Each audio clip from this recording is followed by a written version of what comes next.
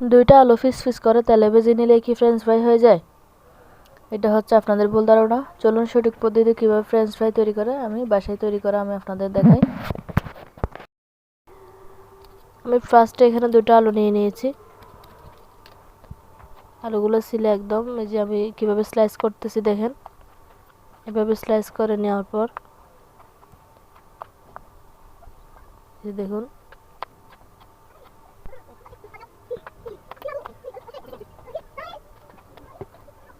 বাচ্চারা যদি French fry খাওয়ার জন্য বায়না ধরে বাসায়, তাহলে এরকম ঝটপটভাবে বানিয়ে দিবেন, শর্টকাট একদম। আমি এখানে আগে থেকে পানি জাল করে নিয়েছিলাম। আমি একটু লবণ মেখে আলুগুলো পানিতে সিদ্ধ, মানে 50% মতো সিদ্ধ করে নেব আলুটা।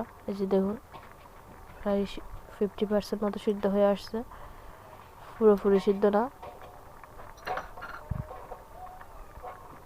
এটাকে আমি এখন ছাঁকনির সাহায্যে সেঁকে যে এখানে টিস্যুর উপর রাখবো।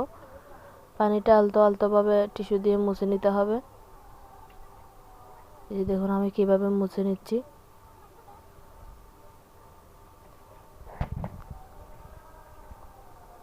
এখানে আর কোনো এক্সট্রা কিছু দেওয়ার দরকার নেই। এখন আমি শুধু এখানে কর্নফ্লাওয়ার নিব 2 টেবিল চামচ মতো। কর্নফ্লাওয়ারের মধ্যে ডুবিয়ে এগুলো তেলে দিয়ে দিব, আর এক্সট্রা কিছু করার কোনো দরকার নেই।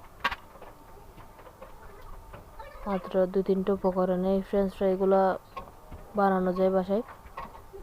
এই যে আমি কর্নফ্লাওয়ার এগুলো ডুবো ডুবো করে মেখে নিয়েছি। এখন চলে যায় মূল পর্বে।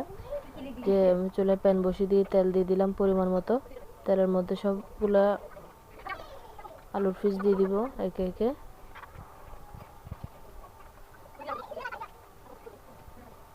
একটু সময় ধরে ভাজতে হবে, লো হিমে। বেশি হাই হিমে রাখলে চুলার কালো হয়ে যাবে, পুড়ে যাবে।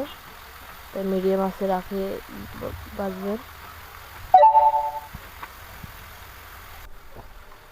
যে আমার সবগুলো ফ্রেঞ্চ ফ্রাই হয়ে আসছে, আমি সবগুলো নিয়ে ফেলতেছি। যে দেখুন।